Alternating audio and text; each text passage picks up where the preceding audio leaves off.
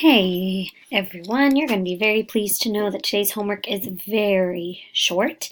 So this is all the summary is of chapter 25. Basically, it's just kind of like a transition chapter from Tom Robinson's passing. So when the town finds out, we get Helen's reaction and just Bob Yule basically vocalizing how gleeful and happy he is that Tom has passed. So we're only going to read a little bit from this chapter. Sam was trotting behind his mother when they came up. Helen said, "Evening, Mr. Finch, won't you have a seat?" But she didn't say any more. Neither did Atticus. Scout, said Dill, she just fell down in the dirt, like a giant with a big foot just came along and stepped on her, just oomph. Dill's fat foot hit the ground like you'd step on an ant. Dill said Calpurnia and Atticus lifted Helen to her feet and half carried, half walked her to the cabin. They stayed inside a long time, and Atticus came out alone. When they drove back by the dump, some of the owls hollered at them, but Dill didn't catch what they said. So obviously, Helen has lost her husband.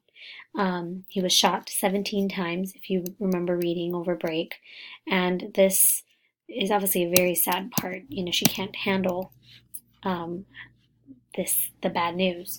Please read this. This has a question on homework that you will be answering. Now to chapter 26. I know, right? Quick. And you're only doing chapter 25 and 26 today. So this is a little bit more eventful. We're really just focusing on Miss Gates, Scout's teacher, and her hypocrisy. Miss Gates is teaching about the Holocaust and Adolf Hitler. Well, not she is, but there's a student named Cecil that is presenting his current event. So there's a lot of reading that you're going to be doing. So you're going to read from here, even so, and you are going to read all the way through, and I want you to tell me what she says about Cecil's current event about Adolf Hitler. The part that I really want you to pay close attention to is the very end, what Scout notices about Miss Gates and how she treats certain people in her own city. And you're going to read up till you hear me, and that's the end of that chapter as well.